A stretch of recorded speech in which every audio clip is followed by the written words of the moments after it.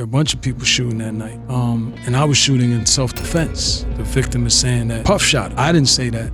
That's what she said. When things started falling apart for him, all the American media kept reaching out to me. So I rejected all interviews. The woman that was injured, Puff shot me. It wasn't Shine. He says there were a bunch of people shooting that night. He says he was defending himself. And somewhere in that chaos, the woman who got hit later told people, Puff shot me. It wasn't Shine. That's the fuse and the gasoline in the same sentence. Because if that's true, why did one man do a decade while the other headlined history? Tonight, we're not myth building, we're fact checking. We start at the studio that got sprayed up, the paranoia that followed, and the split screen that still haunts hip hop. Loyalty on one side, abandonment on the other. We'll walk the nightclub floor slow, then jump to 2022 when Shine changed the Bad Boys verse and raised a Belize flag you couldn't miss. Was that reconciliation or rebrand? Remember this line, I didn't get bailed out, hold it. Because when we get to the visits from Jay-Z and the offers from G-Unit and Murder Inc., the math looks different. Clip up. Let's go to where the weapon first enters the story.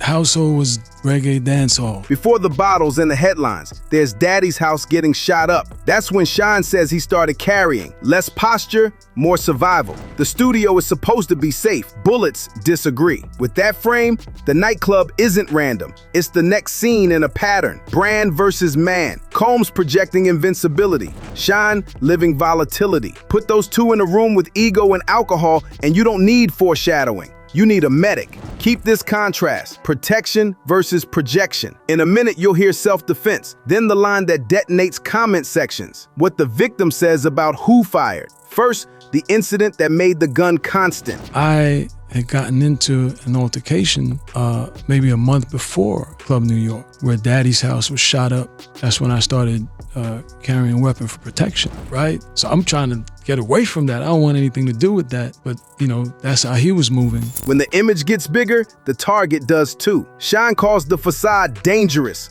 Gloss becomes bait. This wasn't just a club story. It was fear, fame, and a gun that felt like insurance until the bill came due. Next, we stack his self-defense against the victim's words and ask the question the trial never settled for the culture. Who actually pulled the trigger? Same for me, bro. The fork isn't only guilt versus innocence. It's abandonment versus allegiance. One version says the machine protected its star and left the soldier. Another says that's business, not betrayal. Here's the ledger entry. I didn't get bailed out. When you tally what came next, who checked in, who showed up, the picture sharpens. The brand didn't buffer him, people did. Systems sell invincibility, invoices buy silence. So did the silence start the night of the shooting or the day after the verdict? Even 50, he wanted to sign me. Murder Inc. wanted to sign me. Jay-Z wanted to sign me. Put out the #1 album while I was incarcerated. Fat Joe coming to visit. Jay-Z would come. That's when the Maybach.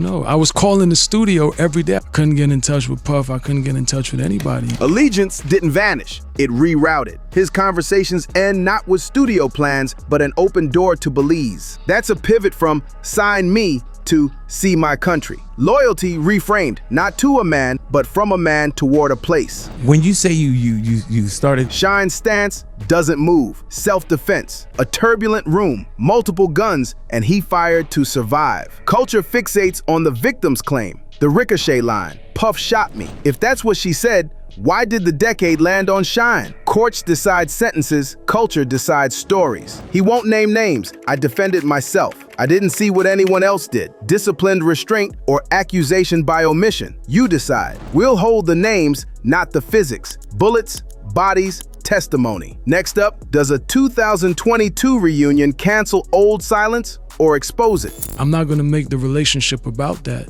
And if I could use that for the benefit of promoting Belize and marketing Paradise Belize, and I had so much more to talk about as far as my political life and how I transitioned and Israel and... If he's resolute on self-defense, then walking on stage with Diddy isn't absolution, it's strategy. The flag, the lyric change, those are signals, not souvenirs. I started delivering messages. Yeah, man. 20 years later, he steps back in, but on his terms. Retired, political, nation-focused, then yes, if it's about Belize. That flips the reunion's meaning. To fans, it read as forgiveness. To Shine, it was foreign policy. Soft power with a mic. Stadium-scale flag constructed a message bigger than nostalgia. The question isn't whether they hugged, it's whether he turned a tabloid headline into a tourism billboard. If the lyric changed, did the ledger. 2022, I didn't want to do it. I'm like, I'm retired. And I said to be all about Belize, the biggest flag. And then I changed the entire first verse of Bad Boys and inserted Belize. You look at AI, either you become a dinosaur, right, or you evolve.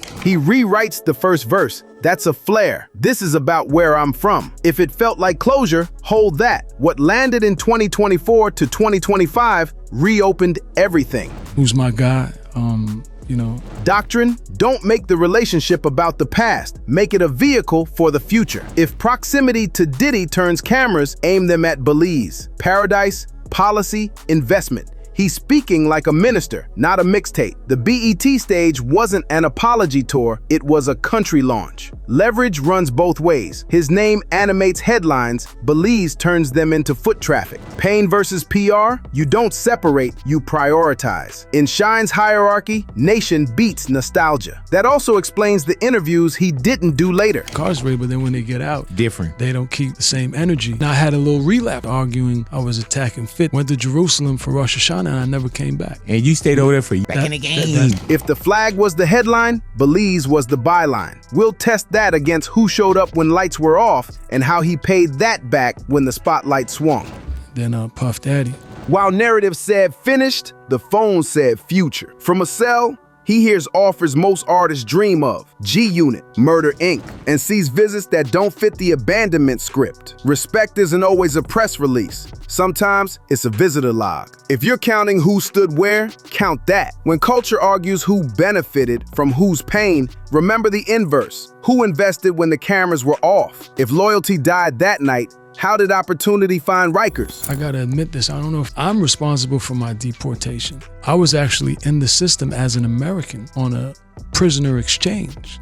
So Belize, that's how I ended up getting deported. So I'm pretty sure I know what I'm talking about. Visits aren't absolution, but they're evidence. Jay-Z at Rikers in a Maybach felt like a spaceship, signal, not spectacle. The career funeral becomes a waiting room. The industry couldn't save him, it couldn't ignore him. And they had quite a run, and then, Bad Boy went down. Here's the twist in a blame-hungry story, accountability. I'm responsible for my deportation. No scapegoat, just cost paid. That resets the moral math and explains the urgency in every Belize line. This isn't exile, it's assignment. He even hunted a prisoner exchange door. That's not celebrity privilege, that's bureaucracy roulette. When it failed, he pivoted from rapper to representative. And stayed in America, things with the wrong energy, Who knows what. Now, I'm evolved. Don't make went mistakes, to Belize, went to Israel, came back to Belize, started serving my people.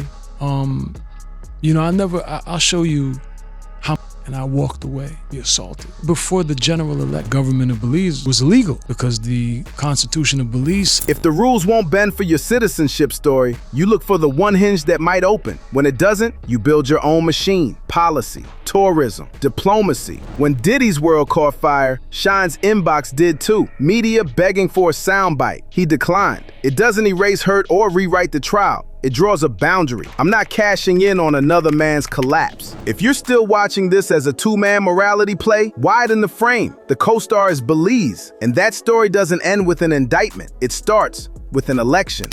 Where he played the Grace Jones beat, Raekwon, Nas, Jay, Notorious B.I.G., of course. We're always inspired by greatness. We leave it here. A nightclub that echoes, a stage draped in a flag, and a silence that says more than any interview. Shine won't name a shooter, he names a country. He won't relitigate 1999, he rewrites 2022. If the victim said what she said, why did the decade land where it did? We can timestamp verses, list visitors, count opportunities that waited outside a prison gate. What we can't do is unspool the past without cutting new threads in the present. Hold the tension, protection versus projection, reconciliation versus rebrand, because the next headline won't be about who pulled the trigger, it'll be about who still pulls the culture. That we didn't get a chance to see. Shine the show. We leave it here, a nightclub that still echoes, a stage draped in a flag, and a silence that says more than any press run. Shine won't name a shooter, he names a country. He won't relitigate 1999, he rewrites 2022. If the victim said what she said, why did the decade land where it did?